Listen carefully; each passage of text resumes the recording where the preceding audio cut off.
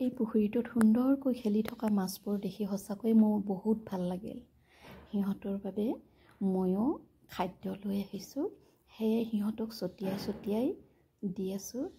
ইমান ৰংমনে খাইছে নহয়, সিহঁতক দেখি সঁচাকৈ বহুত ভাল লাগিল, বহুত ভাল লাগিল। চাওকচোন বাৰু আপোনালোকে, ইমান ধুনীয়াকৈ আনন্দ মনে সিহঁতে খাই আছে। সিহঁতৰ মনত নে দুখ আছে, নে শোক আছে, নে হিংসা আছে কাৰোবাৰ লগত। একেলগে খাইছে, একেলগে একেটা পুখুৰীতে আছে, একেলগে ঘূৰিছে ফুৰিছে ৰংমনে। দেখিছেনে? সুন্দৰ দৃশ্য, সঁচাকৈ বহুত ভাল লাগে। ইমান ধুনীয়া দৃশ্যটো দেখি সঁচাকৈ মোৰ বহুত ভাল লাগিল দেই। সেয়ে আপোনালোককো দেখুৱালোঁ। ইয়াতে বহুত কেইবিধ মাছেই আছে, এনেকৈ ধৰিব পৰা নাযায়। যদিও অকণমান হোৱাইট কালাৰো দেখিছে, ব্লেক কালাৰো দেখিছে, বেলেগ বেলেগ ৰঙৰ মাছবোৰো খেলি আছে, ধুনীয়াকৈ খাই আছে। আনন্দ মনে সিহঁতে খেলি খেলি খাই আছে। এইফালে এজাক গৈছে, লগ লাগি জাক পাতি, জাকটো দেখিলে বহুত মৰম লাগে। সিহঁতৰ শত্ৰু কোনো নাই, সিহঁতৰ শত্ৰু কেৱল মানুহে হয়। ইয়াতে এটা কাছ ওলাইছিলে, ওলাই যদি আকৌ অকণমান দেখুৱাই আছোঁ দেই। অকণমান আগতে ওলাইছিলে, আকৌ এইফালে আহিল জাকটো। এইয়া কাছটো দেখিছেনে বাৰু? এয়া কাছটো খাদ্যৰ সন্ধানতে আহিছে। মাছবোৰে যেতিয়া আনন্দ মনে খেলি খেলি খাই আছে, তাৰো দেখি পেলাই খাবলৈ মন গ'ল, সেইবাবে আহিলে। এয়া জাক পাতি মাছবোৰৰ লগত সুন্দৰকৈ কাছটোও মিলি গ'ল। সঁচাকৈ সিহঁতে, এইটো হোৱাইট কালাৰৰ মাছ, কি বা নাজানো নামবোৰ, মাজে মাজে আছে হোৱাইট কালাৰৰ। কিবা বেলেগ বেলেগ মাছ আছে হ'বলা, মই ইমান চিনি নাপাওঁ।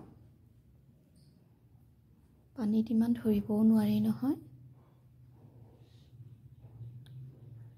ইমান সুন্দৰ দৃশ্য এটা উপভোগ কৰিবলৈ পাই সঁচাকৈ বহুত ভাল লাগিল, বহুত ভাল লাগিল।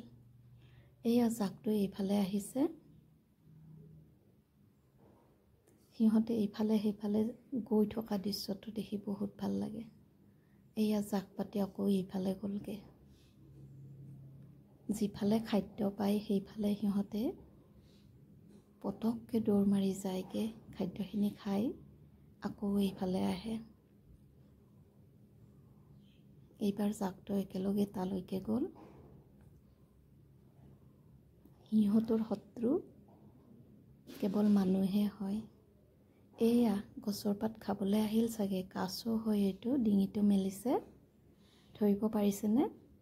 কাছটোৱে গছৰ পাত খায় নেকি? এইডাল ফুল গছ হয়, ফুলৰ পাত চাগে খায়, ভাল পাই চাগে, সেইবাবে গছৰ পাত খাবলৈ আহিছে।